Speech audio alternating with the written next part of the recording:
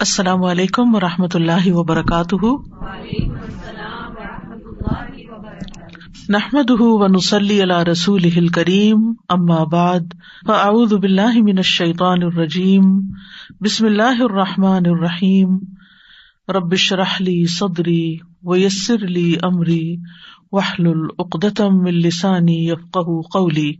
وَإِذَا سَأَلَكَ عِبَادِي عَنِّي فَإِنِّي قَرِيبٌ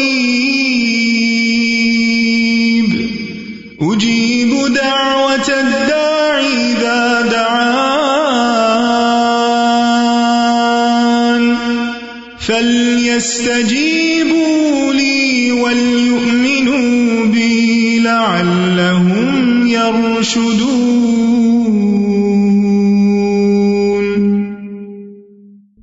اور جب میرے بندے آپ سے میرے بارے میں سوال کریں تو کہہ دیجئے بے شک میں قریب ہوں، میں پکارنے والے کی پکار کا جواب دیتا ہوں۔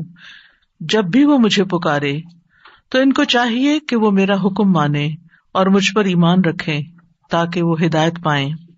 رسول اللہ صلی اللہ علیہ وسلم سے بعض صحابہ کرام نے عرض کیا، کیا ہمارا رب قریب ہے کہ ہم اس سے سرگوشی کے انداز میں مناجات کریں، یا وہ ہم سے دور ہے کہ ہم اسے پکاریں، یعنی بلند آواز سے پکاریں؟ اس سوال کے جواب میں یہ آیت نازل ہوئی، وَإِذَا سَأَلَكَ عِبَادِي عَنِّي فَإِنِّي قَرِيبٌ، اور جب تجھ سے میرے بندے میرے بارے میں پوچھیں تو آپ ان کو بتا دیں کہ میں قریب ہوں۔ اس آیت میں اللہ سبحانہ تعالیٰ نے عبادی کہہ کر اپنے بندوں پر خاص رحمت ظاہر کی ہے، اور پھر اپنے قریب ہونے کا ذکر کر کے دعا کرنے کی ترغیب دی ہے۔ یعنی اللہ سبحانہ تعالیٰ ہمیں اپنے بندے کہہ کے پکار رہا ہے، میرے بندے، ہم سب اسی کے بندے ہیں۔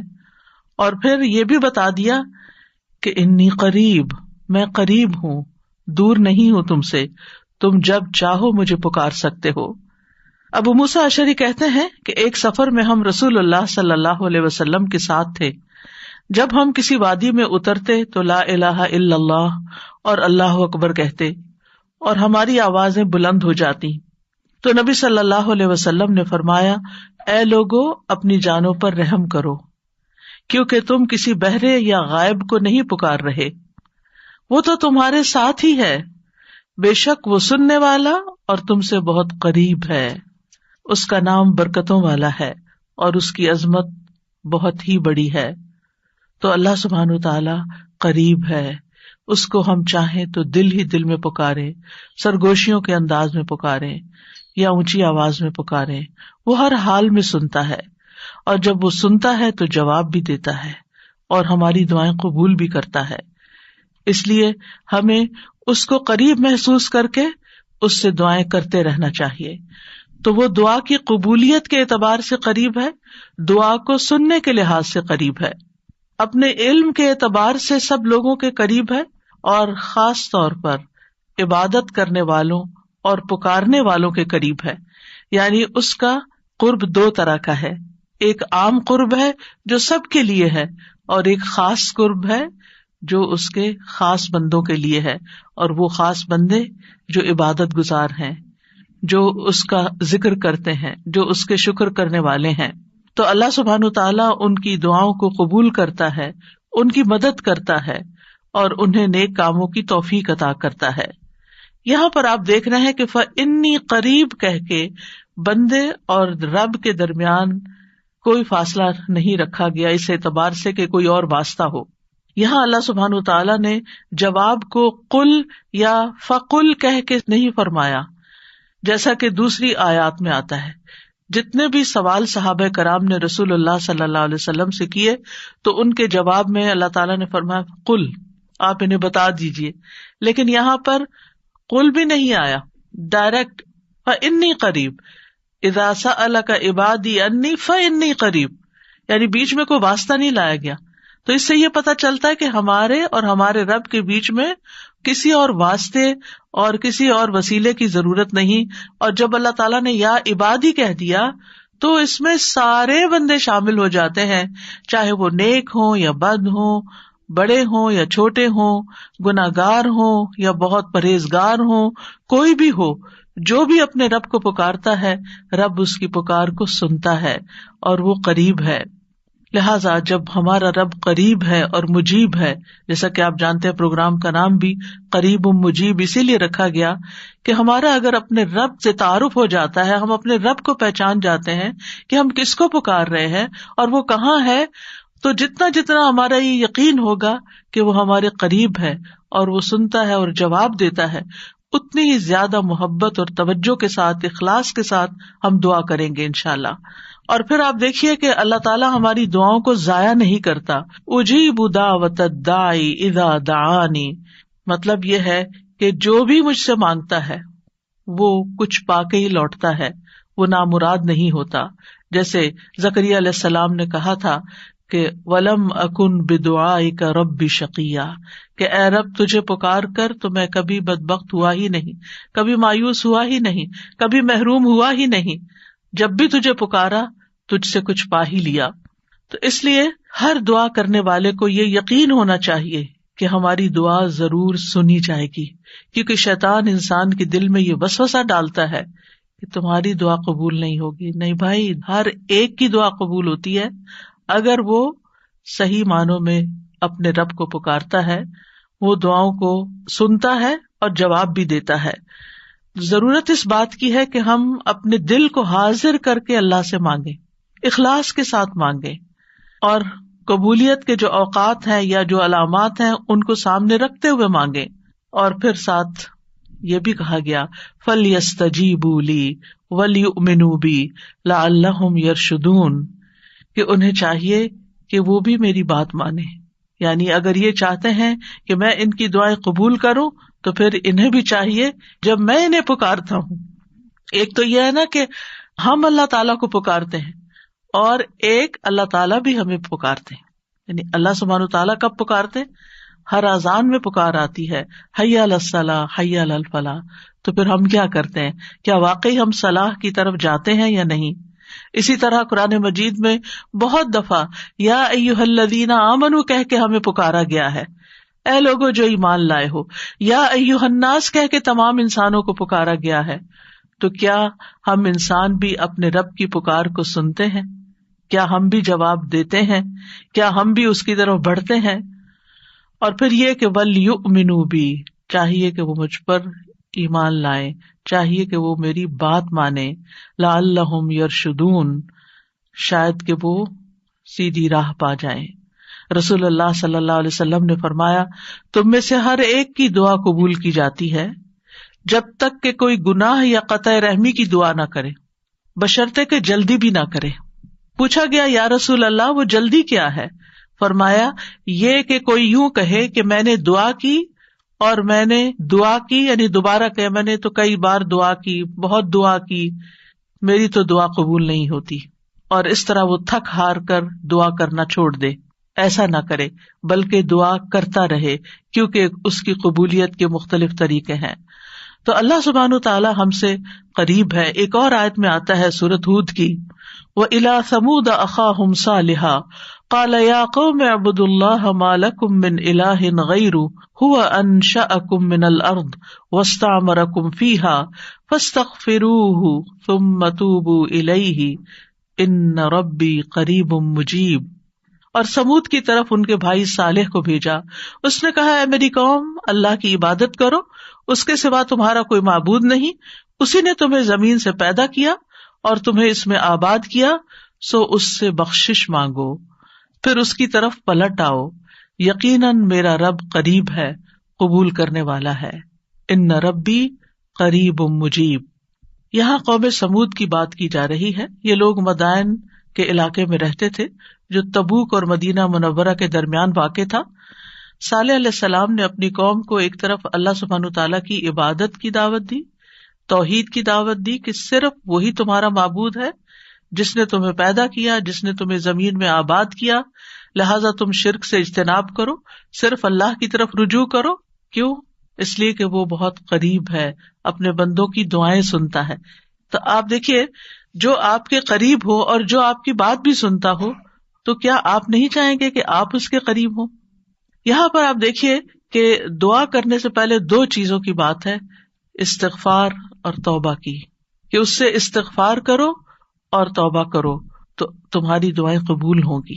توبہ کا مطلب یہ ہے کہ گناہوں سے کنارہ کشی اختیار کرو اور اس بات کا پکا وعدہ کرو کہ آئندہ گناہ نہیں کرو گے، اور استغفار کا مطلب ہوتا ہے بخشش طلب کرنا کہ اللہ ہمیں معاف کر دے، ہمارے گناہوں پہ پردہ ڈال دے۔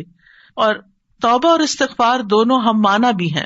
امام ابن قیم کہتے ہیں استغفار میں توبہ شامل ہے اور توبہ میں استغفار شامل ہے، اور جب ان کو الگ الگ بولا جاتا ہے تو پھر اس کا معنی الگ الگ بھی ہوتا ہے، اور اگر یہ دونوں اکٹھے آئیں یعنی ایک دوسرے کے ساتھ مل کر آئیں تو استغفار کا مطلب یہ ہوتا ہے کہ زندگی میں جو ہم کر چکے ہیں غلط کام، برائیاں، اللہ تعالیٰ ہمیں ان کے شر سے محفوظ رکھے، اور توبہ کا مطلب یہ ہے کہ ہم آئندہ گناہ میں پڑنے کے شر سے آپ کی مدد چاہتے ہیں، حفاظت چاہتے ہیں۔ اور توبہ اس پختہ ارادہ کو بھی کہتے ہیں کہ دوبارہ گناہ نہیں کریں گے، آئندہ یہ نہیں کریں گے۔ تو ان ربی قریب مجیب، میرا رب یقیناً قریب ہے، مجیب ہے، اور یہاں قریب قرب سے شفقت اور اکرام کے معنوں میں، یعنی رب بہت شفیق اور مہربان ہے، بہت کریم ہے، اور اس کا اپوزٹ ہوتا ہے بعید، دور، اور بہت کا لفظ سختی کے لیے بولا جاتا ہے کہ وہ جو شفیق نہ ہو، سخت ہو، کرخت ہو، اور پھر یہ کہ کچھ نہ دے، تو ایسا نہیں ہے ہمارا رب۔ ہمارا رب قریب ہے، مہربان ہے، اور اس کے ساتھ ساتھ یہ کہ وہ اپنے بندوں کا اکرام کرتا ہے اور انہیں سیدھے رستے پر چلاتا ہے، ان کی رہنمائی کرتا ہے، ان کی ضروریات پوری کرتا ہے، ان کی حفاظت کرتا ہے، ان کو مدد دیتا ہے، ان کی مشکلات دور کرتا ہے۔ لہٰذا ہمیں اپنے رب کو قریب پاتے ہوئے، اور قربت کا ایک احساس ہوتا ہے۔ قریب ہونے کا مطلب یہ نہیں کہ اللہ سبحانہ تعالیٰ کسی نعوذ باللہ فزیکل فارم میں ہمارے ساتھ بیٹھے ہوئے ہیں یا ہمارے دل میں بیٹھے ہوئے ہیں، یہ مطلب نہیں ہے قریب کا۔ قربت ایک احساس کا نام ہے۔ آپ نے دیکھا ہوگا بہت سے لوگ دور ہوتے ہوئے آپ کے دل کے قریب ہوتے ہیں، اور کئی لوگ آپ کے ساتھ رہتے ہوئے، آپ کے ساتھ بیٹھے ہوئے، آپ کے ساتھ زندگی گزارتے ہوئے بھی آپ سے دور ہوتے ہیں۔ تو اللہ سبحانہ تعالی کا قرب محسوس کرنے کی چیز ہے، اس طرح کہ وہ سنتا ہے۔ اللہ سبحانہ تعالیٰ سنتا ہے، السمیع ہے، اللہ تعالیٰ دیکھتا ہے، البصیر ہے، اللطیف ہے، الخبیر ہے، وہ ہمارے دلوں کے راز بھی جانتا ہے۔ تو اس سے بڑھ کے قریب کون ہوگا جو شہرک سے بھی زیادہ قریب ہے، اور جو ہمارے دل میں خیال اٹھ کر جو ہمارے دماغ تک جاتا ہے اس سے پہلے کہ دماغ تک جائے وہ بیچ میں حائل ہوتا ہے، اور وہ جان لیتا ہے کہ بندہ کیا سوچ رہا ہے۔ نہ صرف یہ کہ وہ یہ جانتا ہے کہ اس وقت کیا کر رہے ہیں ہم، وہ یہ بھی جانتا ہے ہم پاسٹ میں کیا کر چکے ہیں، اور وہ یہ بھی جانتا ہے کہ ہم فیوچر میں کیا کچھ کرنے والے ہیں۔ کوئی اور ہے ایسا جو اتنا زیادہ ہمیں جانتا ہو؟ کیا وہ ہماری ضروریات کو نہیں جانتا ہوگا؟ کیا وہ ہمارے دکھ کو نہیں جانتا؟ کیا وہ ہماری پریشانیوں کو نہیں جانتا؟ کیا وہ ہماری زندگی کے مقاصد کو نہیں جانتا؟ کیا وہ ہماری کوششوں کو نہیں جانتا؟ کیا وہ ہماری عبادتوں کو نہیں جانتا؟ وہ خوب جانتا ہے، وہ سب کچھ جانتا ہے۔ تو جو جانتا ہے اس سے مانگے بنسبت اس کے کہ جو جانتا بھی نہیں ہے، اور ہم اس سے توقعات لگا کے بیٹھے رہے کہ یہ ہمارے لیے کچھ کریں گے۔ عام طور پر ہم جب کسی مشکل کا شکار ہوتے ہیں تو پھر بندوں کی طرف دیکھتے ہیں، نہیں، جو اپنے رب کو قریب پاتے ہیں وہ اپنے رب ہی کی طرف دیکھتے ہیں اور رب ہی کی طرف پلٹ پلٹ کر جاتے ہیں۔ اور تابا یتوبو کا مطلب پلٹ پلٹ کر جانا بھی ہے، کہ واپس پلٹتے ہیں کہ اللہ تعالیٰ اگر ہماری کسی بات سے آپ ناراض ہو گئے ہیں یا ہم سے خفا ہیں تو ہم تیری ہی طرف پلٹتے ہیں۔ اعوذ بک منک، تجھ سے ڈر کے پھر تیرے ہی پاس پناہ لیتے ہیں، اپنے گناہوں کے شر سے بچنے کے لیے، اپنی سیئات سے بچنے کے لیے۔ تو اس لیے تھرو آؤٹ جو ہمارا انشاءاللہ پروگرام ہوگا اس میں آپ یہ دو لفظ بس پکے کر لیں، وہ قریب ہے، وہ مجیب ہے، وہ بہت قریب ہے، اور وہ جواب بھی دیتا ہے، وہ دعائیں قبول بھی کرتا ہے۔ اس لیے اس رمضان میں خوب خوب دعائیں کرنی ہے، اور ویسے بھی آپ دیکھیں کہ دعا افضل ترین عبادت ہے۔ الدعاء مخ العبادہ، عبادت کا جوہر ہے، عبادت کی ٹاپ پر ہے۔ تو رمضان کا مہینہ عبادت کے لیے، لہٰذا اس عبادت میں دعاؤں کا ایک خاص حصہ ہونا چاہیے۔ دعا ہے کیا؟ دعا کا لفظ عربی زبان میں دال عین واو سے مل کر بنا ہے. دعا یدعو دعاء و دعوتن، یہ دو مصدر ہیں اس سے. اور دعا کا لفظی معنی ہوتا ہے کسی کو آواز اور کلام کے ساتھ مائل کرنا، پکارنا، یعنی آواز بھی دینا، اس سے بات بھی کرنا اور اس کو اپنی طرف متوجہ کرنا. ایک ہوتا کسی سے بات کرنا لیکن اس میں مقصد یہ نہیں ہوتا کہ میری طرف متوجہ ہو. مثلا میں آپ سے بات کر رہی ہوں اس وقت، تو مجھے آپ سے یہ ایکسپیکٹیشن نہیں کہ آپ میری طرف متوجہ ہو کہ میری کوئی مدد کریں. لیکن دعا میں جب انسان پکارتا ہے تو اس کا مطلب ہوتا ہے کہ دوسرا متوجہ ہو اور جس مقصد کے لیے اس کو پکارا جا رہا ہے وہ مقصد بھی پورا ہو جائے. عربی میں کہتے ہیں دعوت اللہ، میں نے اللہ کو پکارا، یعنی میں نے سوال کرتے ہوئے، اللہ تعالی کی طرف عاجزی کرتے ہوئے، جو خیر ہے اس کے پاس اس میں رغبت رکھی اور اس رغبت کو طلب کرنے کے لیے اس کو پکارا، یعنی اس رغبت کے ساتھ اس کو پکارا. قرآن مجید میں دعا کا لفظ مختلف معنوں میں استعمال ہوا ہے. نمبر 1، دعا بمعنی ندا، آواز دینے کے معنوں میں. دعا کا مطلب کیا؟ آواز دینا. جیسے سورۃ آل عمران میں آتا ہے فَقُلْ تَعَالَوْا نَدْعُ أَبْنَاءَنَا وَأَبْنَاءَكُمْ وَنِسَاءَنَا وَنِسَاءَكُمْ وَأَنفُسَنَا وَأَنفُسَكُمْ.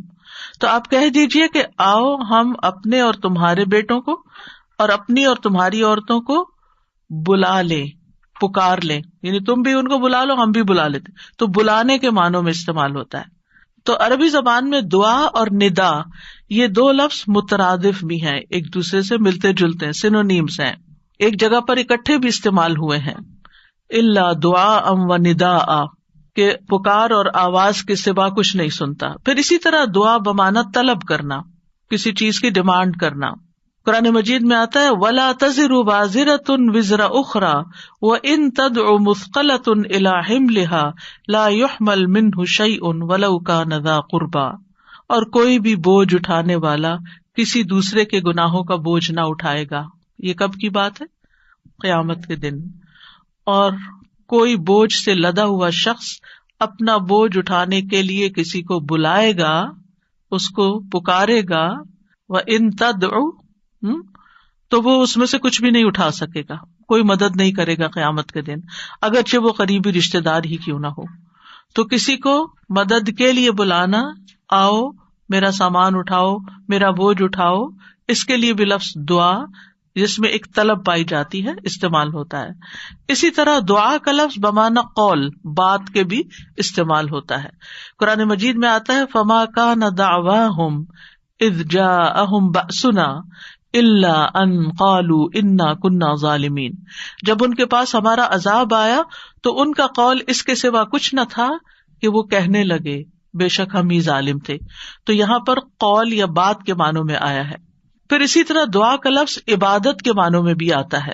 سورۃ کہف میں نوجوانوں کا جو قصہ آتا ہے جس میں وہ اب ایمان کو بچانے کے لیے غار کی طرف جا رہے تھے، تو اللہ تعالیٰ نے ان کے بارے میں فرمایا وَرَبَطْنَا عَلَىٰ قُلُوبِهِمْ إِذْ قَامُوا فَقَالُوا رَبُّنَا رَبُّ السَّمَاوَاتِ وَالْأَرْضِ لَن نَّدْعُوَ مِن دُونِهِ إِلَٰهًا لَقَدْ قُلْنَا إِذًا شَطَطًا.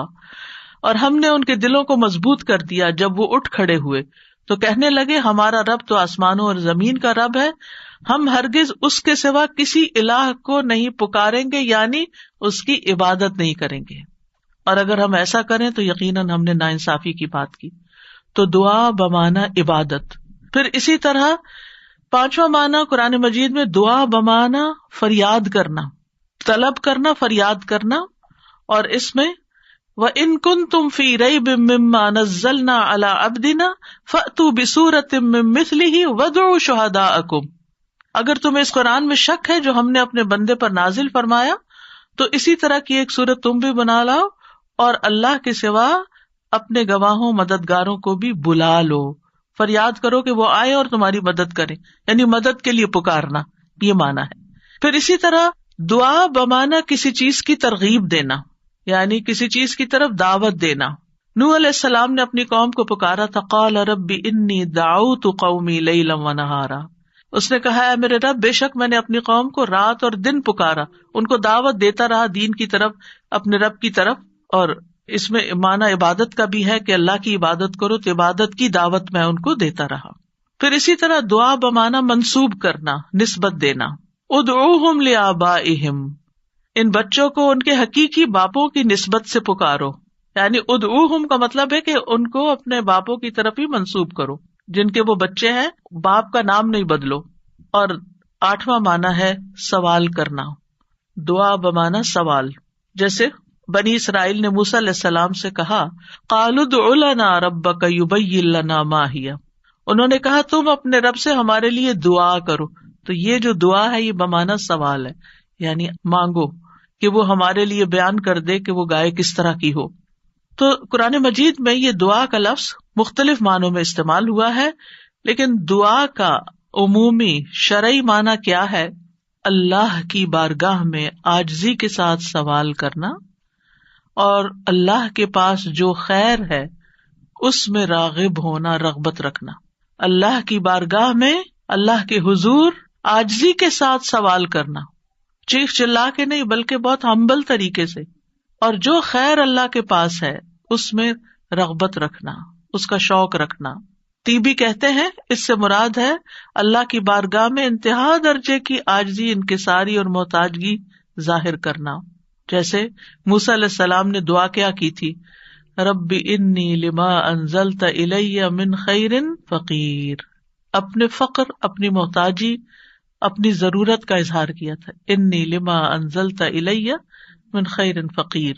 امام ابن قیم کہتے ہیں اس سے مراد ہے ایسی چیز کو طلب کرنا جو دعا کرنے والے کو فائدہ دے، یعنی فائدے کی چیز حاصل کرنے کے لیے سوال کرنا، اور ایسی چیز کو دور کرنے کے لیے طلب رکھنا جو اس کو نقصان دیتی ہو.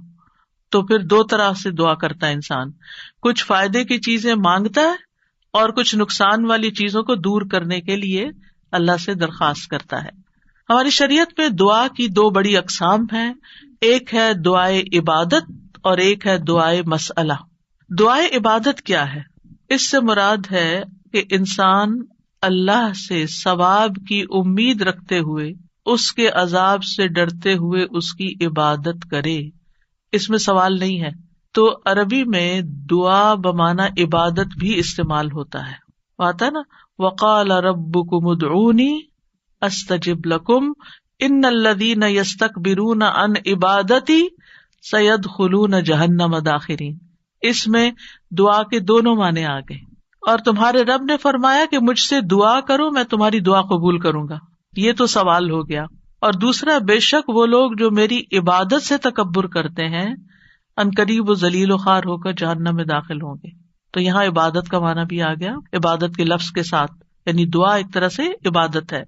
تو دعائے عبادت کیا ہے کہ انسان اللہ سے ثواب کی امید رکھتے ہوئے، اس کے عذاب سے ڈرتے ہوئے اللہ کی عبادت کرے. جیسے نماز پڑھے، روزہ رکھے، قرآن کی قرأت کرے، تسبیح کرے، صدقہ کرے، اللہ کی طرف لوگوں کو دعوت دے، تعلیم کا کام کرے. تو انسان ان میں سے جو بھی عبادت کا کام کرے گا وہ دراصل اللہ کی طرف راغب ہوگا، کیونکہ دعا میں رغبت پائی جاتی ہے. اور جو شخص مثلا نماز پڑھتا ہے تو گویا وہ زبان حال سے دعا کر رہا ہوتا ہے، اللہ سے بخشش مانگ رہا ہوتا ہے کہ اللہ تعالیٰ ہمارے اوپر رحم کیجیے، ہم نے جو گناہ کیے ہیں آپ ان کو معاف کر دیجیے. کیونکہ نماز بذات خود کیا کرتی ہے؟ بلاؤں کو ٹالتی ہے، گناہوں کو معاف کرنے کا ذریعہ ہے. ٹھیک ہے. اچھا، صدقہ کیا کرتا ہے؟ گناہوں کی آگ بجھاتا ہے. ٹھیک ہے نا. تو یہ جو گناہوں کی آگ کا بجھنا ہے، یہ ہم بول کے بھی کہہ سکتے اللہ ہمیں جہنم کے عذاب سے بچا، تو وہ ہماری زبان بول رہی ہوتی.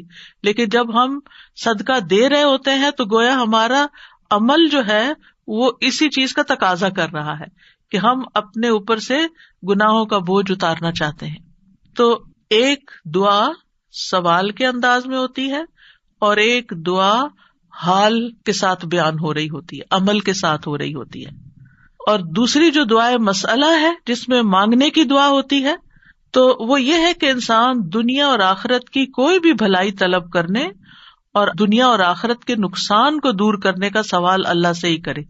دنیا اور آخرت کی کوئی بھی بھلائی مانگنا اور دنیا اور آخرت کے کسی بھی نقصان سے بچنا، یہ بس اللہ ہی سے کرے اس کا سوال. یہ دعائے مسئلہ ہے، یعنی سوال کرنے والی، یعنی وہ دعا جس میں ہم سوال کرتے ہیں. کن چیزوں کا سوال کرتے ہیں؟ دنیا اور آخرت دونوں. آخرت نہیں بھولنی. ربنا آتنا فی الدنیا حسنۃ وفی الآخرۃ حسنۃ وقنا عذاب النار. تو دنیا اور آخرت کی حسنہ مانگنا اور دنیا اور آخرت کے عذاب سے، مصیبت سے بچنا. وقنا عذاب النار، سب سے بڑی مصیبت تو آگ ہے نا، یعنی اس کی کوئی تکلیف انسان کو پہنچے. نبی صلی اللہ علیہ وسلم نے فرمایا دعا عبادت ہے. قال الدعاء هو العبادۃ قال ربکم ادعونی استجب لکم. تمہارے رب کا فرمان ہے میں پکارنے والے کی دعا قبول کرتا ہوں جب وہ مجھے پکارتا ہے. تو دعا جو ہے یہ عبادت کی اقسام میں سے سب سے عظیم قسم ہے. امام خطابی اپنی کتاب شأن الدعا میں کہتے ہیں، اس حدیث کی وضاحت کرتے ہوئے الدعاء هو العبادہ، وہ کہتے ہیں کہ دعا عبادت کا ایک بڑا حصہ ہے یا سب سے افضل عبادت ہے. جیسے کہ لوگ کہتے ہیں لوگ بنو تمیم ہیں اور مال اونٹ ہیں، یعنی لوگوں کو دیکھنا تو بنو تمیم کو دیکھو، مطلب سب لوگوں سے افضل ہیں. نبی صلی اللہ علیہ وسلم اسی سے تھے نا، اور ان کی تعداد بھی زیادہ تھی. اور اسی طرح عربوں کے ہاں مال کی سب سے بڑی قسم اونٹ ہوا کرتے تھے. وہ کہتے ہیں مال تو اصل میں اونٹ ہے اور لوگ تو بنو تمیم ہی ہے. تو اسی طرح کہا گیا دعا تو عبادت ہی ہے. الدعاء هو العبادہ، دعا ہی عبادت ہے. الحج عرفہ، اس کا یہ مطلب ہے کہ صرف عرفہ میں جاؤں، یہ نہیں. مطلب یہ ہے کہ جتنے بھی ارکان آپ حج کے ادا کرتے ہیں ان میں سے عرفہ کے دن کا قیام اگر کسی نے پا لیا تو اس کا حج ہو گیا، اور وہ سب سے بڑا دن ہے جس میں بخشش ہوتی ہے. تو یہ عربوں کے کہنے کا ایک انداز بھی ہے نا، اور مراد اس سے کیا ہے کہ دعا سب سے افضل عبادت ہے اور ساری اطاعتوں اور ساری بندگیوں کا مغز ہے کہ انسان اپنی ہر پریشانی اور ہر ضرورت میں اللہ کی طرف متوجہ ہو جائے. یہ ہے اصل مقصد. اگر کسی مشکل میں پڑ گیا ہے تو اس مشکل کے دور ہونے کے لیے بس اللہ ہی کی طرف رجوع کرے اور اسی کا انتظار کرے کہ وہی کاٹے گا. لوگوں سے توقعات ہٹا لے. اس کا یہ مطلب نہیں کہ ہم لوگوں سے ہیلپ لے نہیں سکتے، آپ لوگوں سے ہیلپ لے سکتے ہیں، آپ ان کو بتا سکتے ہیں کہ آپ کس مشکل میں اور اس کا حل کیا ہے، لیکن ان سے توقع نہ رکھے کہ یہ میری مشکل حل کر دیں گے. مثلاً آپ کو کوئی پرابلم ہوئی ہے، آپ کسی سے مشورہ کرنا چاہتے ہیں، آپ کسی سے کاؤنسلنگ لینا چاہتے ہیں، آپ ضرور لیں، لیکن یہ توقع نہ رکھیں کہ یہ آپ کا مسئلہ حل کر دے گا یا بس یہی آپ کے لیے سب کچھ ہو گیا. اس کو اللہ سبحانہ تعالیٰ سے آگے نہ رکھیں. کہتے ہیں نا ہمت مردہ مدد خدا. ہمت آپ نے کرنی ہے، کوشش آپ نے کرنی، مدد اللہ نے کرنی ہے. دعا کی بھی ہمت ہوتی ہے اور دعا کے لیے بھی ایک ایفرٹ لگانی پڑتی ہے اور اس کے لیے یکسو ہونا پڑتا ہے. خصوصاً آپ دیکھیں کہ جب کسی بڑی پریشانی کے نتیجے میں انسان کے ہوش اڑ جاتے ہیں، اوسان خطا ہو جاتے ہیں، اس کو کچھ سمجھ نہیں آتی، تو ایسی صورت میں انسان اپنے خیالات کو مجتمع کر کے، فوکس کر کے، پوری توجہ کے ساتھ اللہ کی طرف جب متوجہ ہوتا ہے تو یہ ہے اصل میں دعا کی روح. اور نہ صرف یہ کہ بڑی مشکلات میں بلکہ چھوٹی چھوٹی ضروریات میں بھی اللہ کی طرف رغبت کرنی چاہیے. دعا کی ضرورت کیوں ہے ہماری زندگی میں؟ کیونکہ ہم اللہ کے محتاج ہیں. بادشاہ وہی ہے، ہم فقیر ہیں. یا ایھا الناس انتم الفقراء الی اللہ، اے لوگو تم سب اللہ کے محتاج ہو. کوئی بھی انڈیپینڈنٹ نہیں، کوئی بھی یہ نہیں کہہ سکتا کہ میں اپنے سب کام خود ہی کر سکتا ہوں. واللہ هو الغنی الحمید، اور اللہ سب سے بے پرواہ ہے اور تعریف کے لائق ہے. بندوں میں سے کوئی بھی بے پرواہ نہیں ہو سکتا، ہم سب محتاج ہیں. دوسری بات، اللہ سارے خزانوں کا مالک ہے. وَإِن مِّن شَيْءٍ إِلَّا عِندَنَا خَزَائِنُهُ، کوئی چیز ایسی نہیں، وَإِن مِّن شَيْءٍ إِلَّا عِندَنَا خَزَائِنُهُ، کہ جس کے خزانے ہمارے پاس نہ ہوں. آپ کوئی چیز آرڈر کرنا چاہتے ہیں تو پتہ چلتا ہے وہ تو ہے ہی نہیں، ختم ہو گئی، اسٹاک ختم، آؤٹ آف اسٹاک. بڑی سے بڑی کمپنی، بڑے سے بڑے ریسورسز رکھنے والے انسانوں سے جب آپ مانگتے ہیں تو آپ دیکھیں کیا ہوتا ہے کہ انسان بعض اوقات وہ اوپر جا کے اتنی نیچے گرتے ہیں کہ پائی پائی کے محتاج ہو جاتے ہیں. ایسی مثالیں آپ نے بھی دیکھی ہوں گی، سنی بھی ہوں گی کہ کہاں ان کے پاس بہت کچھ تھا اور کہاں وہ زیرو پہ آ گئے.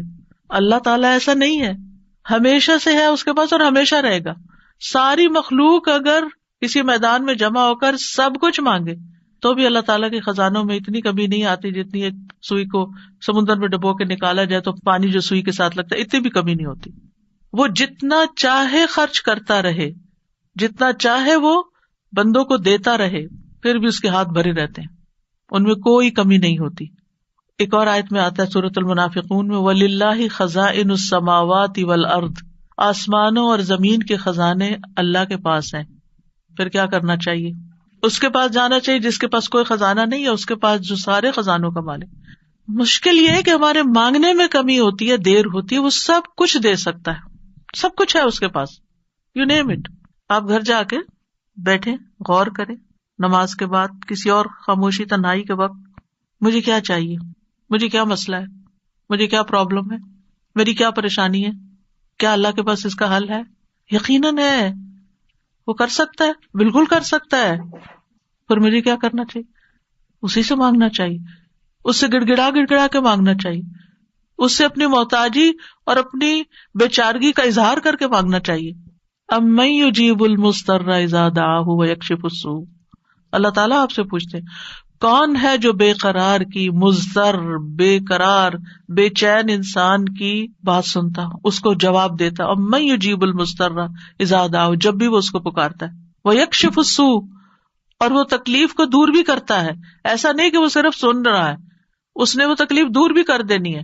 اور آپ کہیں گے بس اتنی سی بات تھی, میں اس کو اتنا پہاڑ بنائے ہوئی تھی, اپنی زندگی کا بہت بڑا مسئلہ بنائے ہوئی تھی, اور اللہ تعالیٰ کے لیے بس اتنی سی بات تھی.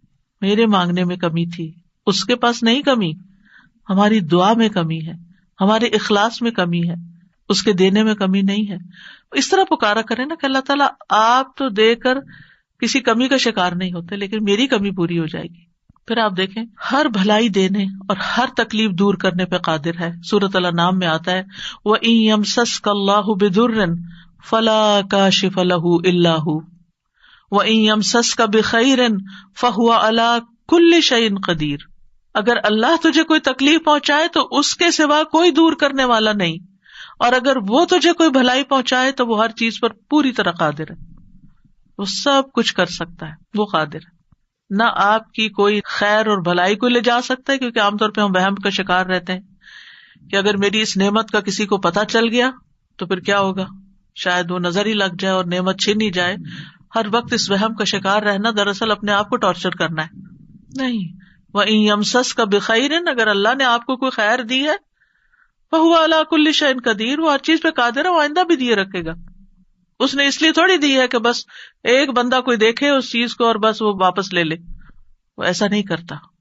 ایک روایت میں آتا ہے کہ ایک شخص نے رسول اللہ صلی اللہ علیہ وسلم سے پوچھا, اے اللہ کے رسول, آپ کن چیزوں کی دعوت دیتے ہیں, یعنی آپ کی دعوت کیا ہے, آپ کیا بتاتے ہیں لوگوں کو, آپ کیا سکھاتے ہیں؟ آپ نے فرمایا, میں اس اللہ کی طرف دعوت دیتا ہوں جو اکیلا ہے, وہ اللہ کہ جب تم پر کوئی مصیبت آتی ہے اور تم اسے پکارتے ہو تو وہ تم سے تمہاری مصیبت دور کر دیتا ہے. یہ ہے اللہ کا تعارف. جب آپ کے بچے آپ سے پوچھیں اللہ کون ہے تو آپ کیا بتاتے ہیں؟ یہ بڑے بڑے لفظ بولتے ہیں نا. یہ دیکھیں یہاں پر کیا بولا گیا, اتنے سمپل. آپ بچے کو کہہ سکتے ہیں اللہ وہ ہے جو تمہیں کھانا دیتا ہے, اللہ وہ ہے جو تمہیں فلاں چیز دیتا ہے, تمہیں ماما بابا دیے ہیں, جو بچے کی ضرورت ہوتی ہے ایج کے حساب سے آپ اس اعتبار سے بچے کو اللہ کا تعارف کرا سکتے ہیں, ان چیزوں کے ساتھ جو نظر آتی ہیں اور جو اس کی پسند کی ہیں کہ وہ ہے اللہ. پھر آپ نے فرمایا کون ہے اللہ کہ جب تم کسی بیابان اور جنگل میں راستہ بھول جاؤ اور تم اس سے دعا کرو تو وہ تمہیں واپس پہنچا دیتا ہے.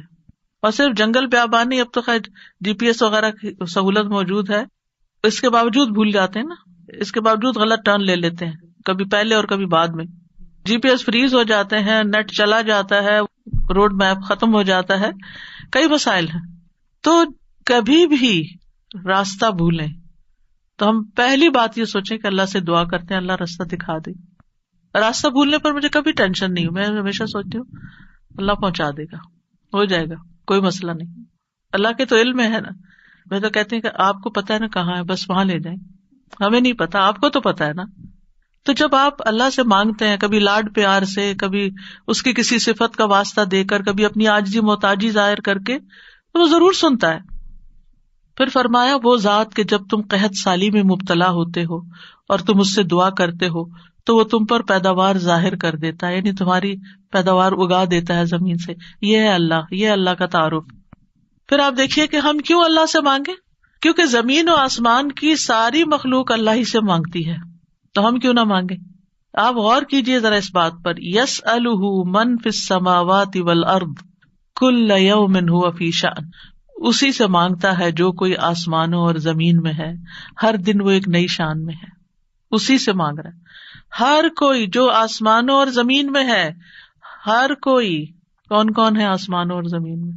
آسمانوں میں فرشتے ہیں جن کو ہم جانتے ہیں، زمین پر انسان اور جنات ہیں، اس کے علاوہ جو اور مخلوقات ہیں وہ ساری مخلوق اللہ سے مانگ رہی ہے. اگر ساری مخلوق اللہ سے مانگتے اور ہم کسی اور سے مانگنا شروع کر دیں، غیر اللہ سے مانگیں، تو کتنی حماقت والی بات ہے نا. اللہ نے عقل اسی لیے دی تھی کہ ہم اللہ ہی کو نہ پہچانے. تو اللہ سبحانہ وتعالیٰ سے سوال کرنے کے اعتبار سے 4 طرح کے لوگ ہیں. امام ابن تیمیہ کہتے ہیں پس تمام آسمانوں اور زمین کے لوگ اللہ سے سوال کرتے ہیں تو ان کے 4 درجات بن جاتے ہیں. پہلی قسم، کچھ وہ لوگ ہوتے ہیں جو نہ ہی اللہ کی عبادت کرتے ہیں نہ ہی اس سے مدد طلب کرتے ہیں، حالانکہ اللہ نے ان کو پیدا کیا، ان کو رزق دیا، ان کو عافیت دی. تو یہ کون ہے؟ نہ اللہ کی عبادت نہ ہی اس سے دعا، کچھ بھی نہیں، کوئی تعلق نہیں. دوسری قسم کے وہ لوگ ہوتے ہیں جو اللہ سے مدد طلب کرتے ہیں تو وہ ان کی مدد کر دیتا ہے، لیکن وہ اللہ کی عبادت نہیں کرتے. عبادت نہیں کرتے، ہاں جب کوئی مسئلہ پیش آتا ہے تو پھر کیا کرتے ہیں؟ پھر دعا کر لیتے ہیں. ایسے لوگ آپ نے دیکھے ہوں گے، نماز نہیں، روزہ نہیں، صدقہ خیرات کچھ نہیں، ہاں کوئی مشکل پیش آئے تو پھر اللہ سے دعا کرتے ہیں. تیسری قسم کے کچھ وہ لوگ ہوتے ہیں جو اللہ کی عبادت اور اطاعت طلب کرتے ہیں لیکن نہ ہی اس سے مدد مانگتے نہ اس پہ توکل کرتے. نماز روزہ کر لیں گے، دعا نہیں کرتے، کہتے ہیں اللہ کو پتہ ہی ہے نا کیا چاہیے، اب مانگنا کس لیے. نہیں، اللہ تعالیٰ خود فرماتے وقال ربکم ادعونی، تمہارا رب کہتا ہے مجھ سے دعا کرو، تو کیوں نہ دعا کریں، ہمیں دعا کرنی ہے. چوتھی قسم کے وہ لوگ ہوتے ہیں جو اللہ کی عبادت بھی کرتے ہیں اور اس سے دعا بھی کرتے ہیں، اس سے مدد بھی طلب کرتے ہیں. تو اللہ تعالیٰ اپنی عبادت اور اطاعت پر ان کی مدد کرتا ہے، جیسے ہم کہتے ہیں ربی اعنی علی ذکرک و شکرک و حسن عبادتک، تو اللہ تعالیٰ مدد بھی فرماتا ہے. اب ہم اپنے آپ کو دیکھیں کہ ہم کون سی کیٹیگری میں فال کرتے ہیں، ہم کہاں ہیں. کیا ہم ان لوگوں میں ہیں جو عبادت بھی کرتے ہیں اور دعا بھی کرتے ہیں؟ تو یہ ٹاپ کلاس کے لوگ ہیں، اور باقی اللہ تعالیٰ کے حق میں کبھی کوتاہی کرتے ہیں. تو ہمیں دعا کرتے رہنا چاہیے، اللہ تعالیٰ کو پکارتے رہنا چاہیے، ہر ضرورت میں، ہر مقصد میں، ہر پریشانی میں، ہر دکھ میں، ہر بیماری میں، ہر موقع پر، ہر چیز کے لیے، چھوٹی سے چھوٹی چیز کے لیے، بڑی سے بڑی چیز کے لیے اللہ ہی سے مانگنا چاہیے. کیونکہ وہ دے کر احسان نہیں جتاتا، وہ دے کر شرمندہ نہیں کرتا، وہ دے کر ہم سے واپس نہیں مانگتا، وہ بغیر شرط کے دیتا ہے، غیر مشروط دیتا ہے. وَإِذَا سَأَلَكَ عِبَادِي عَنِّي فَإِنِّي قَرِيبٌ أُجِيبُ دَعْوَةَ الدَّاعِ إِذَا دَعَانِ فَلْيَسْتَجِيبُوا لِي وَلْيُؤْمِنُوا بِي لَعَلَّهُمْ يَرْشُدُونَ. وَإِذَا سَأَلَكَ عِبَادِي عَنِّي فَإِنِّي قَرِيبٌ أُجِيبُ دَعْوَةَ الدَّاعِ إِذَا دَعَانِ فَلْيَسْتَجِيبُوا لِي وَلْيُؤْمِنُوا بِي لَعَلَّهُمْ يَرْشُدُونَ. تو ہمیں مانگتے رہنا چاہیے کیونکہ وہ قریب ہے، وہ مجیب ہے. اللہ سبحانہ وتعالیٰ اپنے بندوں کو خود فرماتا ہے کہ اللہ سے اس کے فضل کا سوال کرو، یہ اللہ کا حکم ہے. سورۃ النساء میں آتا ہے وَاسْأَلُوا اللَّهَ مِن فَضْلِهِ، اور اللہ سے اس کے فضل کو مانگو کہ اللہ اپنا فضل فرما. فضل کیا ہوتا ہے؟ جو ہم ڈیزرو نہیں کرتے، نہ اپنی عبادت کی وجہ سے، نہ کسی محنت کی وجہ سے، نہ کسی قابلیت کی وجہ سے، نہ کسی ہنر کی وجہ سے. ہم ڈیزرو نہیں کرتے لیکن آپ دے سکتے، ہم پھر بھی آپ سے مانگتے ہیں. چاہے ہم اس قابل نہیں لیکن پھر بھی آپ سے مانگتے، آپ ہمیں عطا کیجیے. اور اللہ تعالیٰ کو یہ بات پسند ہے کہ بندے اس سے مانگیں، کیونکہ بندے کو جب کسی چیز کی ضرورت ہوتی ہے نا اور وہ اس کو اللہ تعالیٰ سے مانگتا ہے تو وہ اللہ تعالیٰ کے ساتھ کنیکٹ ہو جاتا ہے. اللہ تعالیٰ کو یاد کرتا ہے، اس کے سامنے اپنی حالت کا اظہار کرتا ہے، اپنا دکھ، اپنا شکوہ، اپنا غم، اپنا رنج، اپنی پریشانی اس کو سناتا ہے، جو سن کر آگے نشر نہیں کرتا. جب ہم بندوں کے سامنے اپنی کسی پریشانی کا ذکر کر دیتے ہیں تو بعض اوقات کیا کرتے ہیں، وہ آگے بیان کر دیتے ہیں اور یوں آپ کے راز کھل جاتے ہیں، آپ کا مرتبہ اور مقام لوگوں کی نگاہ میں گر جاتا ہے. کچھ لوگ آپ سے حسد کرنے لگتے ہیں، کچھ لوگ آپ کی تکلیف پہ خوش ہوتے ہیں. تو اس لیے ہمیں اللہ سبحانہ تعالیٰ کے سامنے ہی اپنے رنج اور دکھ کی فریاد رکھنی چاہیے. اللہ تعالیٰ اپنے بندوں کو ہر چیز کو اسی سے مانگنے کا حکم دیتا ہے. اب ہر چیز میں کیا ہے؟ صحیح مسلم کی روایت ہے، ابو ذر غفاری رضی اللہ عنہ کہتے ہیں کہ نبی صلی اللہ علیہ وسلم اپنے رب تبارک و تعالیٰ سے روایت کرتے ہیں کہ بے شک اللہ تعالیٰ فرماتا ہے، اے میرے بندو تم سب گمراہ ہو سوائے اس کے جسے میں ہدایت دوں، پس تم مجھ سے ہدایت مانگو میں تمہیں ہدایت دوں گا. نمبر 1 دعا کیا ہونی چاہیے؟ ہدایت کی. دن کی ہر رکعت میں ہم اہدنا الصراط المستقیم مانگتے ہیں. ہر کام میں ہمیں گائیڈنس چاہیے، ہمیں کلیرٹی چاہیے، چاہے دین کا کام ہو چاہے دنیا کا کام. ہر چیز میں ہمیں صحیح راستہ، صحیح اسٹریٹجیز اختیار کرنے کی ضرورت ہوتی ہے، تب وہ کام ہو پاتا ہے. اور اس طرح ساری کنفیوژن بھی دور ہو جاتی، ساری پریشانی بھی دور ہو جاتی کہ میں نے اللہ سے دعا کر لی، اللہ تعالیٰ آپ مجھے صحیح طریقہ بتا دے، مجھے اس کام کو کیسے لے کے چلنا ہے.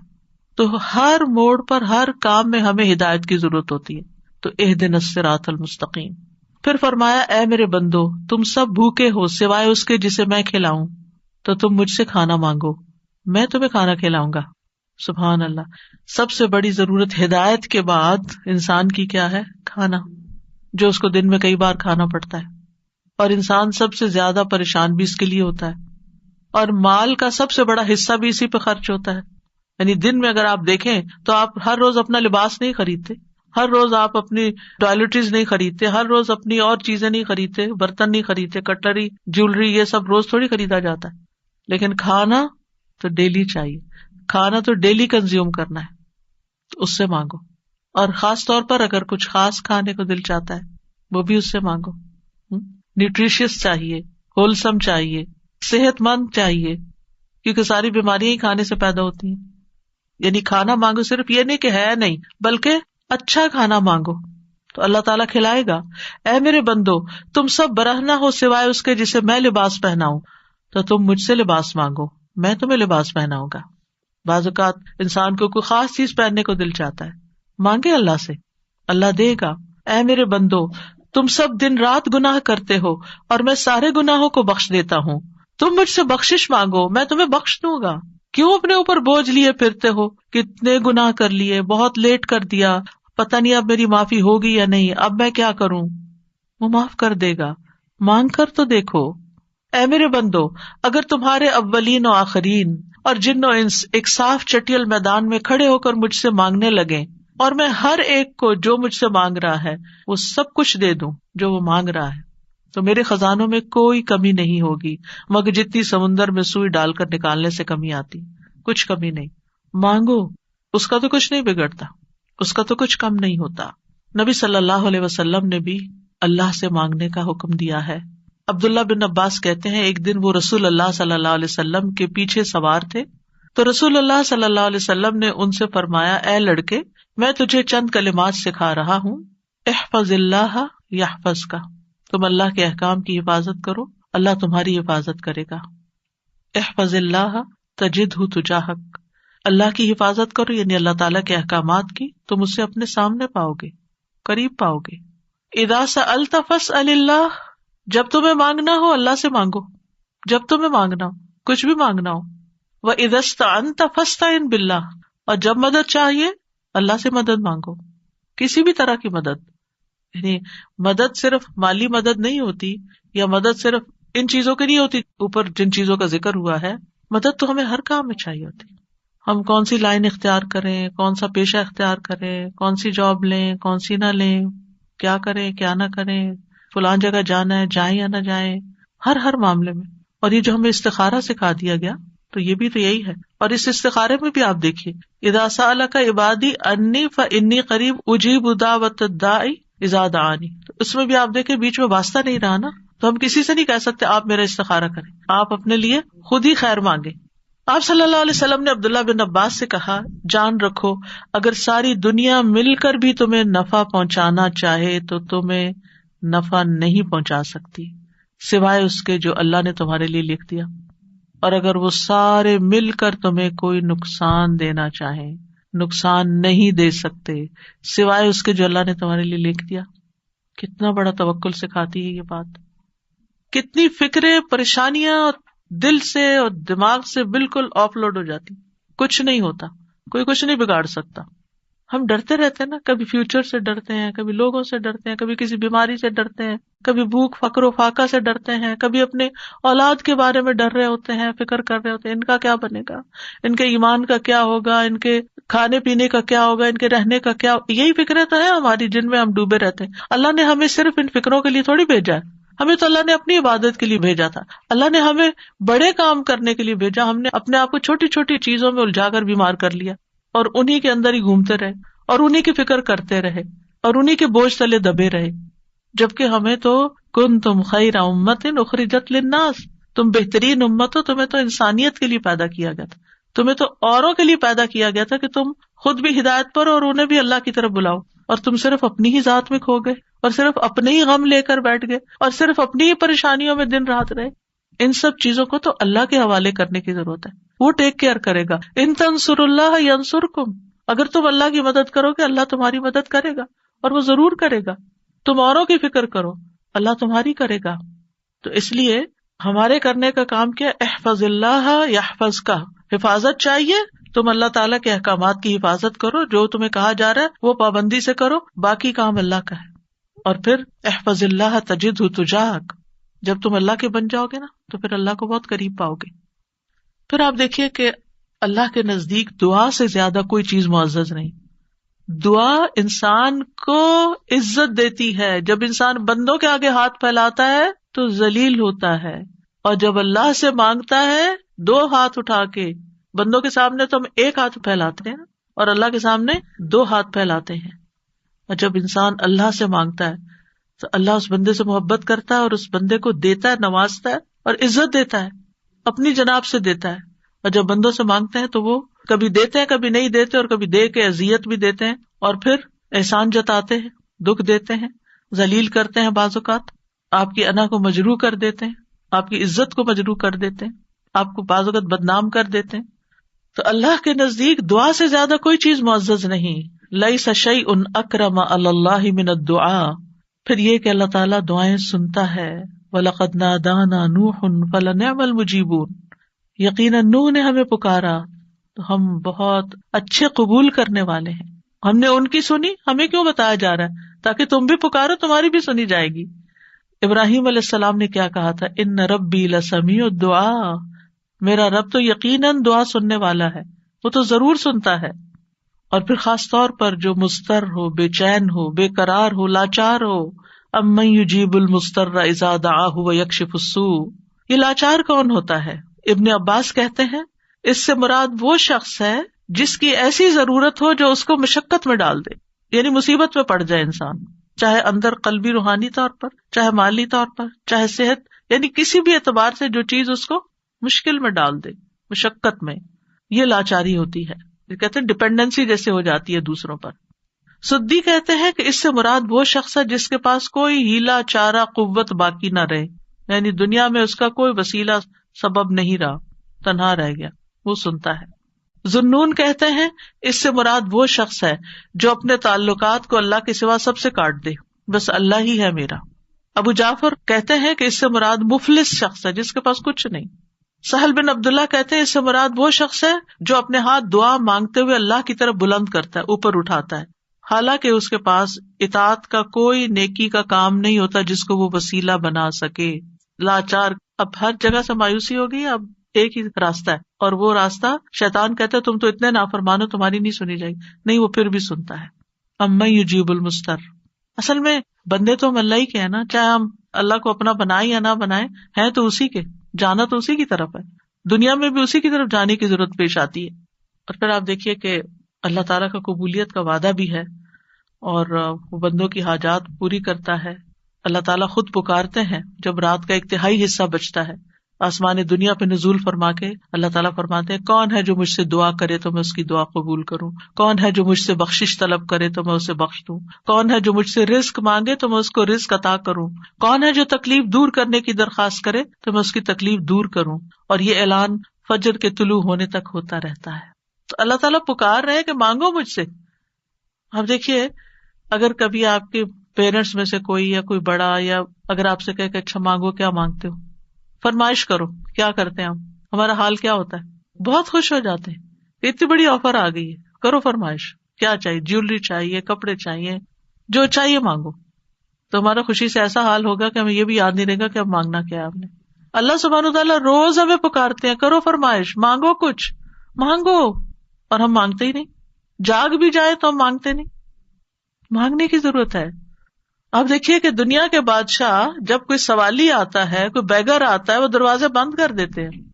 جو انسان 2 سے 3 دفعہ آپ سے کچھ مانگ چکا ہو، جب آپ اس کو دیکھتے ہیں تو وہ موڑ کے چل دیتے ہیں، یہ پھر آ گیا ہے، پھر کچھ مانگے گا. کیا اللہ تعالیٰ بھی ایسے کرتا ہے؟ 100 بار آئے آپ اس کے پاس، 100 بار عطا کرے گا. وہ اپنا دروازہ بند نہیں کرتا، وہ اپنی دولت نہیں چھپاتا. وہ تمہارے لیے ہر روز رات کو دروازہ کھولتا ہے، آ جاؤ تم میری طرف، مانگو مجھ سے. امام ابن قیم کہتے ہیں اللہ جس کے ساتھ خیر کا ارادہ کرتا ہے اس کے لیے ذلت کا، عاجزی کا، اللہ کی بارگاہ میں پناہ پکڑنے اور محتاجی ظاہر کرنے کا دروازہ کھول دیتا ہے. یعنی اس کو دعا مانگنا آ جاتا ہے. اور جس کو دعا کی توفیق مل گئی اس کو ہر خیر مل گئی. تو اصل چیز یہ ہے کہ دعا کی توفیق ہو جائے، دعا مانگنا شروع کر دیں. آپ دیکھیں کہ اس نیت سے بھی یہ پروگرام رکھا گیا تھا کہ ہم روز دعا کے بارے میں کچھ سنیں، پھر دعا کے مطلب کو سمجھیں، دعا کرتے رہے تاکہ ہمیں دعا مانگنا آ جائے. یعنی اس کا ہول سول گول ہے اس پروگرام کا، وہ یہ کہ ہمیں دعائیں مانگنا آ جائے، ہم دعاؤں کے شوقین ہو جائیں، دعا مانگنے سے محبت کرنے لگے، دعاؤں کے اوپر یقین کرنے لگے کہ اللہ تعالیٰ سنتا اور ضرور سنے گا، اور ہمارے سارے بوجھ اتر جائیں اور ہم سارے اپنے معاملات اپنے رب کے سپرد کر دیں، اور ہم دنیا میں بھی ایک اچھی زندگی بسر کریں اور آخرت میں بھی. امام ابن تیمیہ کہتے ہیں جب اللہ کسی بندے کے ساتھ خیر کا ارادہ کرتا ہے تو اس کے دل میں دعا مانگنے اور اس سے مدد طلب کرنے کا الہام کر دیتا ہے کہ اللہ سے مانگو، اس کے دل میں ڈال دیتا ہے، اور اللہ اس کے مدد طلب کرنے اور اس کے دعا مانگنے کو اس کے لیے خیر کا ذریعہ بنا دیتے ہیں جس کے لیے اس نے مدد طلب کی ہوتی ہے، یعنی اس کا رستہ نکل آتا ہے. تو دعا مانگنے کے فائدے کیا ہیں؟ دعا ہر حال میں انسان کو فائدہ دیتی ہے. نمبر 1، دعا مانگ رہے ہوتے تو آپ عبادت کر رہے ہوتے ہیں، یہ اجر الگ لکھا جاتا ہے. اللہ تعالیٰ کی پسند کا کام کر رہے ہوتے ہیں، اللہ تعالیٰ سے کنیکٹڈ ہوتے ہیں، اور پھر یا تو دعا فوراً قبول ہو جاتی ہے، جو مانگا وہ اسی وقت مل جاتا ہے، یا پھر یہ کہ کوئی ایسی مصیبت ٹل جاتی ہے جو آنے والی تھی اور آپ کی اس دعا کی وجہ سے وہ مصیبت چلی گئی. رسول اللہ صلی اللہ علیہ وسلم نے فرمایا دعا فائدہ دیتی ہے اس کے بارے میں بھی جو کچھ نازل ہو چکا ہے اور اس کے بارے میں بھی جو نہیں اترا. بس اللہ کے بندو تم پر دعا کرنا لازم ہے، یعنی جو مصیبتیں آ گئی ہیں ان کو بھی دور کرے گی دعا، اور جو ابھی نہیں آئی اتر رہی ہیں ان کو بھی دور کر دے گی، آنے والی مشکلات کو بھی ہٹا دے گی. پھر یہ کہ اللہ تعالیٰ اپنے مانگنے والوں کو خالی ہاتھ نہیں لوٹاتا. حدیث میں آتا ہے بے شک اللہ عز و جل کو اس بات سے حیا آتی ہے کہ اس کا کوئی بندہ اس کے سامنے ہاتھ پھیلا کر کسی خیر کا سوال کرے اور وہ انہیں خالی لوٹا دے، کہ کچھ بھی نہ ڈالے اس میں. ایسا نہیں ہوتا. انس رضی اللہ عنہ کہتے ہیں رسول اللہ صلی اللہ علیہ وسلم نے فرمایا بے شک اللہ بڑا رحیم ہے، بڑے کرم والا ہے. اس کو اس بات سے شرم آتی ہے کہ اس کا کوئی بندہ اس کے آگے اپنے دونوں ہاتھ پھیلائے اور وہ ان دونوں میں کوئی خیر نہ ڈالے. وہ ایسا نہیں کرتا. جو مسلمان بھی اپنی حاجت اللہ کے آگے رکھ دیتا ہے اللہ تعالیٰ اسے ضرور نوازتا ہے، ضرور دیتا ہے. رسول اللہ صلی اللہ علیہ وسلم نے فرمایا جو مسلمان اپنا چہرہ اللہ کے سامنے گاڑ کر، یعنی پورے فوکسڈ طریقے سے توجہ کے ساتھ کسی چیز کا سوال کرتا ہے وہ اس کو وہ چیز ضرور عطا کرتا ہے، خواہ جلدی عطا کرے یا ذخیرہ کر کے رکھ لے اس کے لیے اگلی دنیا میں عطا کرے، لیکن ملتا ضرور ہے. اور پھر آپ دیکھیے اس آیت میں اللہ تعالیٰ نے کوئی شرط نہیں رکھی، یعنی جو مانگو گے میں دوں گا، یہ نہیں کہا تم یہ کر کے آنا پھر میں دوں گا. بعد میں کہا کہ ٹھیک ہے تم بھی میری بات مانا کرو، ریکمینڈیڈ ہے یہ بات، لیکن شرط نہیں ہے کہ تم نے مانی تو پھر ہی میں بھی تمہاری مانوں گا. اور پھر آپ دیکھیے کہ یہ ہمارا فرض بنتا ہے کہ ہم اپنی دعاؤں میں اخلاص پیدا کریں. ورنہ اللہ تعالیٰ تو ہر ایک کو نیک بد گناہگار حتیٰ کہ ابلیس کی بھی دعا قبول کر لیتا ہے. دعا کے سبب تقدیر بدل جاتی ہے. حدیث میں آتا ہے قضا کو صرف دعا ہی بدل سکتی ہے اور نیکی کے علاوہ کوئی چیز عمر کو نہیں بڑھا سکتی. نیکی کرتے جاؤ انشاءاللہ عمر بھی لمبی ہوگی اور نیکیوں کی مزید توفیق ہوگی. دعا کی وجہ سے آزمائشیں ٹل جاتی ہیں. امام غزالی کہتے ہیں بس جان لے کہ قضاء و قدر میں سے یہ بھی ہے کہ اللہ آزمائشوں کو دعا کے ذریعے ٹال دیتا ہے. چنانچہ دعا آزمائشوں اور بلاؤں کو ٹالنے اور رحمت کے حصول کا سبب ہے، جیسا کہ ڈھال تیروں کو ٹالنے اور واپس لوٹانے کا سبب ہے. یعنی کہ جو شیلڈ ہے اس سے آپ پروٹیکٹڈ ہوتے ہیں. اور جیسے پانی زمین سے نباتات نکالنے کا سبب ہے، یعنی آپ پودا لگاتے ہیں، اسے پانی لگاتے ہیں تو اس میں سے کچھ نکل آتا ہے. جن لوگوں کے گارڈنز ہیں وہ تو یہ تجربہ کرتے ہی ہوں گے کہ جب سمر آتی ہے اور وہ ڈالتے ہیں کچھ تو پھر اس میں سے ننھی منی کونپلیں نکلتی ہیں. لیکن اگر نہیں تو میں آپ سب کو ریکمینڈ کروں گی کہ اللہ الخالق کی تخلیق کو دیکھنے کے لیے گھر میں ہی کوئی مٹی کا پاٹ رکھ لیجئے اور اس میں کوئی بیج ڈال دیجئے اور ان بیجوں کے پھوٹنے اور چھوٹی چھوٹی کونپلیں نکلنے کے عمل کو دیکھیے. آپ کو اللہ پہ اتنا پیار آئے گا، اتنی محبت آئے گی. یہ اللہ کی تخلیق کی نشانیاں ہیں نا، اور اس سے اللہ کی پہچان ہوتی ہے. انسان اللہ کے قریب ہوتا ہے، اللہ کی قدرت نظر آتی. تو اب امام غزالی کہتے ہیں کہ جیسے پانی زمین میں ڈالیں اور بیج سے کچھ نکلے گا، یہ پانی ڈالنا سبب ہے بیج پھوٹنے کا، ایسے ہی دعا سبب ہے خیر ملنے کا. مانگو تاکہ تمہیں ملے. بہت کچھ تو وہ ہمیں بن مانگے بھی دے رہا ہے، ہم نے وہ مانگا بھی نہیں ہوتا جو کچھ وہ ہمیں دیتا ہے، لیکن اس سے زیادہ اگر تم مانگو گے تو پھر والا وہ کیوں نہیں دے گا. اور پھر وہ کہتے ہیں کہ جیسے ڈھال تیر کو لوٹاتی ہے اور دونوں ایک دوسرے کی مدافعت کرتے ہیں، اسی طرح دعا اور آزمائش آپس میں زور آزمائی کرتے ہیں. آزمائش اوپر سے اتر رہی ہوتی ہے اور دعا نیچے سے چڑھتی ہے اور بیچ میں جا کے وہ ان کی لڑائی ہوتی ہے. دعا کہتی ہے واپس چلو، اس بندے پہ نہیں آنا. تو اس لیے بہت ضروری ہے کہ ہم اللہ تعالیٰ سے مانگتے رہیں. اور آپ دیکھیں کتنی دعائیں ایسی ہیں جنہوں نے تاریخ کا رخ پھیر دیا، شر سے خیر کی طرف، بہتر سے بہترین کی طرف. ابراہیم علیہ السلام کی دعا کی مثال، انہوں نے مانگا تھا ربنا وابعث فیہم رسولا منہم یتلو علیہم آیاتک ویعلمہم الکتاب والحکمت ویزکیہم انک انت العزیز الحکیم. 2500 سال بعد دعا قبول ہوئی. محمد الرسول اللہ صلی اللہ علیہ وسلم دنیا میں تشریف لائے اور انسانی تاریخ کا دھارا بدل گیا. ابو امامہ کہتے ہیں میں نے کہا اللہ کے رسول صلی اللہ علیہ وسلم آپ کے اس کام کی ابتدا کیسے ہوئی، یعنی آپ نے یہ جو سب کچھ کیا ہے بگننگ کہاں سے تھی؟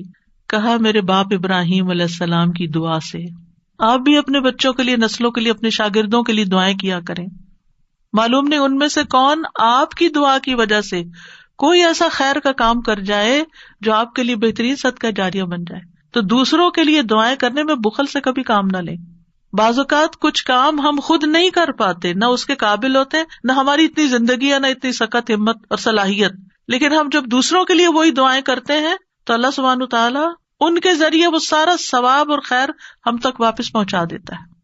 ہم سب لوگ، انسان، باقی مخلوقات بھی نبی صلی اللہ علیہ وسلم کی آمد کی وجہ سے رحمت پاتے ہیں. آپ رحمت للعالمین ہیں اور اس دعا کی وجہ سے دائمی خیر اور بھلائی پا رہے ہیں. پھر نوح علیہ السلام کی دعا. نوح علیہ السلام بہت مظلوم تھے، ان کی قوم دعوت دینے کی وجہ سے ان کو مارتی پیٹتی بھی تھی. پھر انہوں نے جب دعا کی تو وہ ان کی نجات کا ذریعہ بنی. عیسیٰ علیہ السلام کی دعا جو آخری زمانے میں ہوگی، جب طور میں آخری زمانے میں ایمان والے ان کے ساتھ محصور کر دیے جائیں گے تو ان کی دعا کی وجہ سے مسلمانوں کے لیے فتح ہوگی، یاجوج ماجوج کی تباہی ہوگی. ابن قیم کہتے ہیں مصیبت کو ٹالنے میں اور اپنا مقصد حاصل کرنے میں دعا قوی ترین اسباب میں سے ایک سبب ہے. یہ تمام دوائیوں سے زیادہ مفید ہے. دعا ساری دوائیوں سے زیادہ مفید ہے. یہ آزمائشوں کی دشمن ہے. دعا آزمائشوں کی دشمن ہے. یہ آزمائشوں کو دور دھکیلتی ہے، ان سے زور آزمائی کرتی ہے، ان کو واقع ہونے سے روکتی ہے، جو واقع ہو چکی ہوں ان کو ختم کرتی ہے، ان کو ہلکا کر دیتی ہے، اور یہ مومن کا ہتھیار ہے. یعنی اگر دعا آزمائش سے زیادہ طاقتور ہو تو آزمائش ختم ہو جاتی ہے. یعنی بعض اوقات ہم کہتے ہیں آزمائش نہیں ختم ہو رہی کیونکہ ہماری دعا ابھی کمزور ہے، اس کو اور اسٹرانگ کریں. اگر آزمائش سے کمزور ہو تو آزمائش کبھی ہو جاتی ہے، اور وہ دونوں ایک دوسرے کا مقابلہ بھی کرتی ہیں، ایک دوسرے کے ساتھ جھگڑا کرتی ہیں. پھر یہ ہے کہ دعا ساری خیر اور بھلائی لے آتی ہے. جامع الخیر ہے. دعاؤں کے سبب بیماریاں دور ہوتی ہیں. امام ابن تیمیہ کہتے ہیں بہت سے مریض ایسے ہیں جو بغیر دوا کے صرف دعا کی وجہ سے یا دم یا دل کی مضبوطی کے ساتھ اور اچھے توکل کے ساتھ شفا پا لیتے ہیں. دوا کے بغیر ہی ٹھیک ہو جاتے ہیں. دعا سے ہم و غم دور ہوتا ہے, ڈپریشن دور ہوتا ہے, اور خاص طور پر وہ جو غم کی دعا ہے نا وہ پڑھنی چاہیے. اللہم انی اعوذ بک من الہم والحزن. پریشانیاں دور ہوتی ہیں. انسان کو دعا کی وجہ سے وہاں سے رزق ملتا ہے جہاں سے انسان سوچ بھی نہیں سکتا, اس کا گمان بھی نہیں ہوتا. اللہ تعالیٰ کی ناراضگی دور ہوتی ہے, اور جو آدمی اللہ سے نہیں مانگتا اللہ اس سے ناراض ہوتا ہے. دعا سے بندے کو غیر اللہ کی محبت اور غلامی سے آزادی ملتی ہے, اللہ تعالیٰ کا قرب ملتا ہے, اور انسان کو مناجات کی لذت ملتی ہے. جب انسان اپنے رب سے باتیں کرتا ہے نا تو اس کی ایک اور ہی خوشی ہوتی ہے, اور انسان کو پھر وہ چیز ملنے سے زیادہ وہ دعا کرنے میں اور سرگوشیاں کرنے میں اور اللہ سے باتیں کرنے میں مزہ آنے لگتا ہے, گویا اس کو سب کچھ مل گیا. سلف صالحین اس بات کو بہت پسند کرتے تھے. ان میں سے ایک کہتے ہیں مجھے اللہ کی بارگاہ میں حاجت ہوتی ہے تو میں اس سے وہ حاجت مانگتا ہوں تو اللہ میرے لیے اپنے ساتھ مناجات کرنے, اپنی معرفت اور اپنے لیے عاجزی کرنے اور اس کے سامنے خوشامد کا دروازہ کھول دیتا ہے. تو ان چیزوں کے ہوتے ہوئے میں یہ پسند کرنے لگتا ہوں کہ اللہ تعالیٰ میری دعا پوری کرنے کو ڈیلے کر دے, مؤخر کر دے, تاکہ میں یہ دعا کرنے کا لطف اٹھاتا رہوں. تو اللہ سبحانہ تعالیٰ سے دعا ہے کہ اللہ تعالیٰ ہمیں دعا کا معنی اور مفہوم سمجھنے کی توفیق عطا فرمائے اور ہمیں اس کی اہمیت کا احساس دلا دے, اور ہم واقعی اس طرح دعا مانگے جیسے دعا مانگنی چاہیے. اللہ تعالیٰ ہمیں آئندہ رمضان میں اور اس کے علاوہ بھی اس دعا کی عبادت سے فائدہ اٹھانے کی توفیق دے کہ ہم اپنے رب کے بن جائیں اور ہمارا رب ہم پر رحم فرما دے. السلام علیکم. اتنا خوبصورت لیکچر. میں سوچ رہی تھی کہ جیسے آپ نے کہا نا قریب اور مجیب, تو جب آپ نے کہا نا قریب تو میں سوچتی کہ ارسپیکٹو آف کہ ہماری دعا قبول ہو یا نہ ہو, جو ایک سینس آف کلوزنس اللہ سبحانہ تعالیٰ کے ساتھ فیل ہوتی ہے, دیٹ از ریئلی گریٹ. بالکل. تو ایک اور چیز میں نے یہ پوچھنی تھی کہ جیسے ہم کہتے ہیں نا کہ انسان اپنے لیے شر کو ایسے مانگتا ہے جیسے خیر مانگ رہا ہے, اور ہم ادھر سے یہ کریں کہ اللہ سبحانہ تعالیٰ ہماری دعا قبول ضرور کرتے ہیں, تو پھر جب ہم اس طرح کے کوئی مانگ رہے ہوتے ہیں تو پھر یہ ہوتا ہے کہ وہ قبول نہیں ہوگی دعا, وہ اللہ پہ چھوڑ دیتے ہیں نا ہم. جی, پھر وہ ہمارے لیے جو چاہتا ہے کرتا ہے, اسی لیے وہ بعض دعائیں روک لیتا ہے. ہم سمجھتے ہیں ہمارے لیے خیر ہے, حالانکہ وہ شر ہوتا ہے, تو اللہ تعالیٰ اس کو قبول نہیں کرتے, روک دیتے, کیونکہ وہ ہمارے لیے ہم سے زیادہ ہم پر مہربان ہے. ایک اور جیسے حضرت زکریا نے اس نادا ربہ نداء خفیہ, تو وہ جو ندا ہے انہوں نے تو اللہ سے وہ مانگ رہے تھے نا چپکے سرگوشیاں, تو وہ پھر دل میں, تو وہ پھر ندا وہ دعا کے سینس میں آئے گی, کیونکہ دعا میں آپ نے ڈیفینیشن بتائی نا کہ ہم اللہ سے مانگ رہے ہوتے ہیں. جی, مناجات ان کو کہتے ہیں بیسیکلی, جو دل میں باتیں کرتے ہیں نا, سرگوشیاں کرتے ہیں اللہ تعالیٰ سے چپکے لوگوں کے بعض اوقات بیچ میں ہوتے ہوئے, بعض اوقات تنہائی میں, تو یہ بھی دعا کی ایک قسم ہی ہے مناجات جو ہے. استاذہ آج کا لیکچر ایسا تھا جیسے ذہن سازی ہو گئی ہے دعا کے لیے, ہم تیار ہو گئے رمضان کے لیے, کیونکہ ہر انسان کے ساتھ جیسے شیطان اور نفس لگا ہوتا ہے, تو ایسا لگ رہا ہے سارے بادل چھٹ گئے ہیں اور ہمارا جو ہے وہ ذہن تیار ہو گیا ہے دعا کے لیے. تو جو ڈاؤٹس ہوتے ہیں یا جو وسوسے ہوتے ہیں وہ سارے ہٹ گئے, اور میرے خیال میں ساری امت کو جو بھی سن رہا ہے اس کو بہت فائدہ ہوگا جس سے کہ پورے رمضان جو ہم دعا مانگیں گے اس میں اب ہمارے خدشات نہیں ہوں گے. اور ایک سوال یہ ہے یقین سے, اور ایک سوال یہ ہے کہ دعا میں ہم کس چیز کا واسطہ دے سکتے ہیں, جیسے بعض لوگ نیک اعمال کا. جزاک اللہ خیر. آج جو یہ بات آپ نے شیئر کی نا کہ وہ اپنی دولت نہیں چھپاتا, یہ اتنا اچھا لگا کیونکہ ہر شخص اپنی دولت چھپا کے رکھتا ہے اور دوسرے کو شیئر نہیں کرنا چاہتا, نہ اس کے اکاؤنٹس, نہ اس کی کچھ چیز. لیکن اللہ تعالیٰ کی ہر چیز ہمارے سامنے کھلی ہے, لیکن ہماری دیکھے کنجوسی کے ہمارے ہاتھ بھی جو ہے وہ نہیں آگے بڑھتے پھیلانے کے لیے, اور ہم اس طرح مانگتے بھی نہیں, اور نہ ہم اللہ تعالیٰ کی وسعت کو پہچانتے ہیں. تو جزاکم اللہ خیر, آج جو آپ نے جس طرح بیان کیا اس سے اللہ تعالیٰ کی وسعت, اللہ کی بڑائی, اور اتنی بڑائی اور عظمت کے باوجود ہم اللہ تعالیٰ کو کتنے قریب پا سکتے ہیں اپنے. جزاک اللہ خیر. وآخر دعوانا ان الحمد للہ رب العالمین. سبحانک اللہم وبحمدک, اشہد ان لا الہ الا انت, استغفرک واتوب الیک. السلام علیکم ورحمۃ اللہ وبرکاتہ.